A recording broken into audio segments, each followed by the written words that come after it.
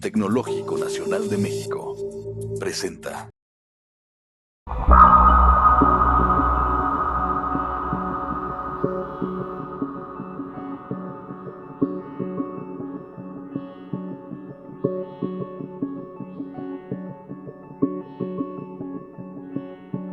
A menudo se piensa que hablar de globalización e insustentabilidad es algo novedoso. Sin embargo, hay partes de la historia que nos revelan las raíces íntimamente relacionadas de estos dos temas. Un producto que puede ayudarnos a seguir el hilo histórico del desarrollo del sistema económico moderno es el algodón. Podemos decir sin exageración que la historia del sistema económico actual, del capitalismo actual, es la historia del algodón. Durante los 1000 años previos a la entrada del siglo XX, es decir, desde el año 900 hasta 1900, el algodón fue la principal actividad económica del mundo. Al decir algodón me refiero a su cultivo, a su comercio, a su transformación.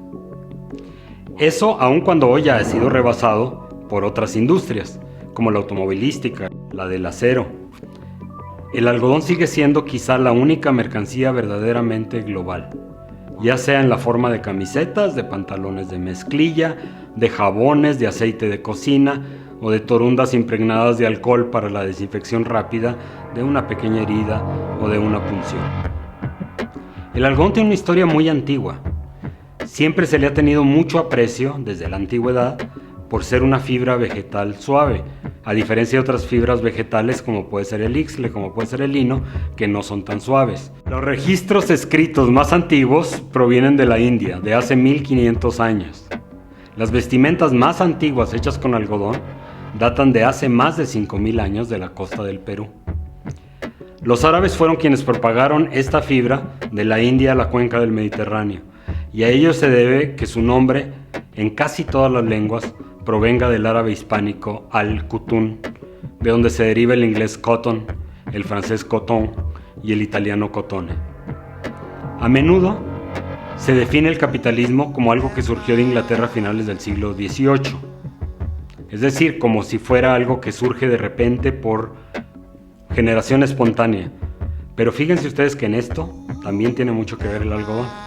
El capitalismo industrial que surge en Inglaterra en el siglo XVIII, que es una bestia hecha de tecnologías nuevas, de contratos, de fábricas, de sindicatos, tiene mucho que ver con este producto del que estamos hablando hoy.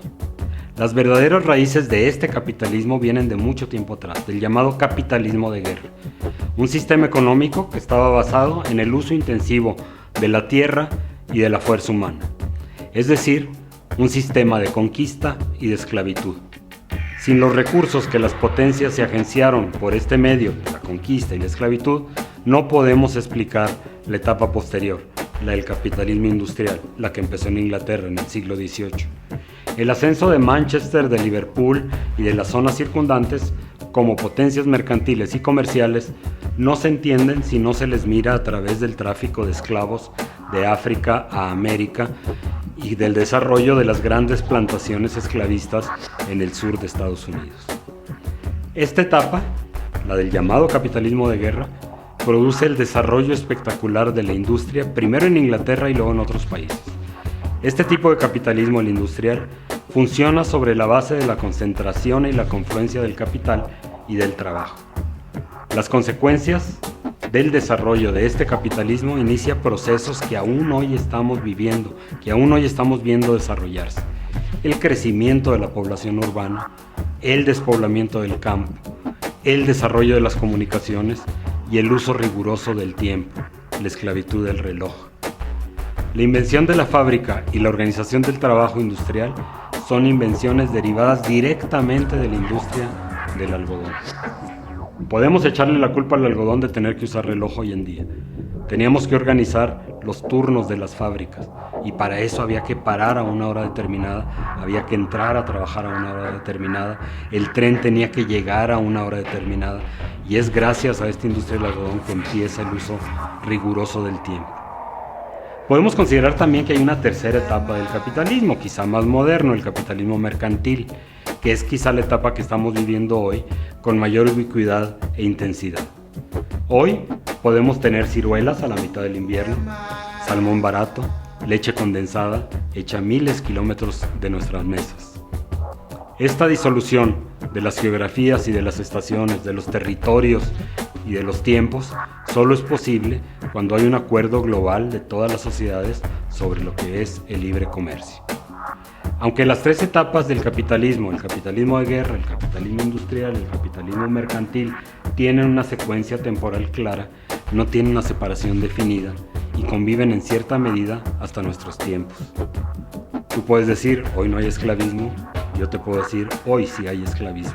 Y lo podemos ver muchas veces en el propio territorio nacional, con el trato de personas, con el trato que se le da a los pescadores que traemos del sur a los campos agrícolas del norte.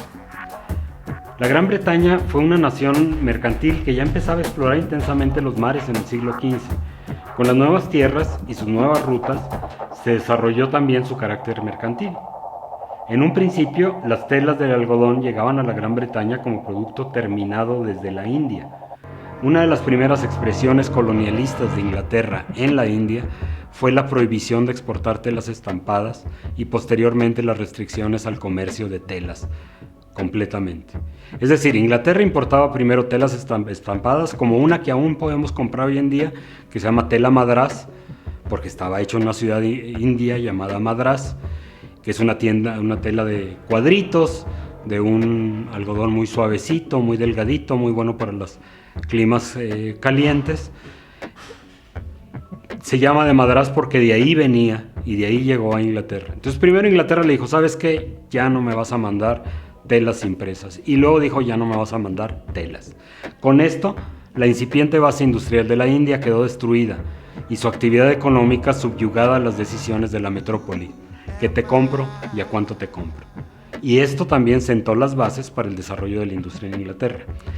Hasta esos momentos, cuando se dio esta transición, la industria textil inglesa se basaba en pequeños productores rurales que tenían la actividad manufacturera como un complemento a su ingreso. Es decir, el obrero, que no le podemos llamar industrial, era el mismo campesino, que en su casa tenía un pequeño telar, en donde poco a poco iba creando una tela, en donde luego pasaba un mercader y recogía de casa en casa las telas para luego mandarlas a los centros fabriles donde se hacían las camisas, los pantalones, etc.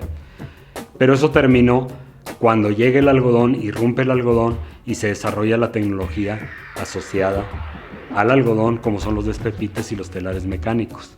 Las despepites son las máquinas que quitan la semilla del algodón para que quede la pura fibra para poder ser hilada en hilo primero y en tela después. Eso llevó a la concentración de la actividad industrial. Primero a fábricas que estaban instaladas a un ladito del río para usar la energía hidráulica a través de molinos, pero luego a las grandes ciudades una vez que se desarrollaron las energías basadas en los combustibles fósiles, como fue el carbón primero, el petróleo y la electricidad después. El algodón producido bajo el sistema esclavista en el sur de Estados Unidos le permitió a esa nación convertirse rápidamente en una potencia mercantil y comenzar su propio desarrollo industrial en el noreste. Buena parte de este desarrollo industrial, déjame te digo, fue pirateándose las máquinas inglesas.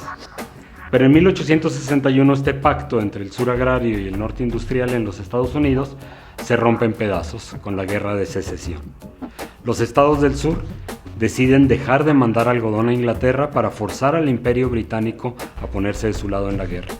Y además los estados unionistas, los del norte, imponen un bloqueo a los puertos sureños para impedir que salgan mercancías y el sur logre conseguir recursos. Las exportaciones de algodón de Estados Unidos a Inglaterra, para que te des una idea, pasaron de más de 3 millones de pacas en 1860, un año antes de la guerra, a prácticamente 0 pacas en 1862, un año después de iniciar la guerra de secesión.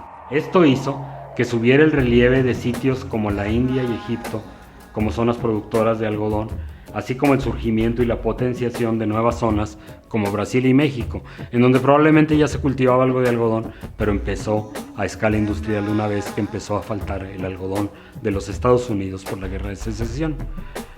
Como mercancía, no hay ninguna como el algodón para crear una gran base obrera en el mundo industrial. Las complejas interacciones entre el capital, el Estado y la población trajeron mejores condiciones salariales de vida a los obreros de los países de industrialización temprana. ¿Cómo te puedo explicar mejor esto? Bueno, ya que explicamos la concentración del trabajo en una fábrica, esto hace la aparición de una población obrera que antes no existía. Y una población obrera que se va dando cuenta de sus condiciones y se va asociando en sindicatos y va exigiendo mejores condiciones de vida. Y un Estado que para poder seguir teniendo legitimidad tiene que hacer caso a las demandas sociales de la población que lo elige. Esta interacción tan complicada entre estas tres partes de la sociedad, el capital, el Estado y el trabajo, que hacen que las cosas se encarezcan mucho en el norte industrial. Es decir, que las camisas de algodón empiezan a ser más y más caras porque los obreros tienen mejores y mejores salarios. Esto hace entonces que la manufactura del algodón pase en el siglo XX del mundo industrializado del norte al mundo en desarrollo del sur. Esta fase actual del capitalismo mercantil globalizado lo podemos ver clarísimamente en las etiquetas de la ropa que traemos puesta encima. Hecho en Bangladesh, hecho en Vietnam, hecho en Honduras, hecho en México y sobre todo hoy en día hecho en China. Es decir, ya no dice hecho en Inglaterra o hecho en Francia o hecho en Alemania, que era donde eran los grandes centros de producción del siglo XIX de la industria del algodón. Y entonces podemos nosotros resumir que es el algodón el producto que nos permite ver con mayor claridad las diferentes etapas del desarrollo del sistema económico hasta el mundo actual, que es el algodón el que nos muestra todos los aspectos de la sustentabilidad. El aspecto económico, con la gran creación de riqueza económica, en la cuestión social, la aparición de los sindicatos, el esclavismo, etc., y la cuestión ambiental. Y aunque no lo he mencionado, el algodón es uno de los productos agrarios, de los productos del campo, que más necesitan de plaguicidas, porque lo atacan un montón de plagas diferentes. De manera que es el producto que nos puede ayudar a entender muchos de los temas de los que hemos estado hablando en este curso en línea.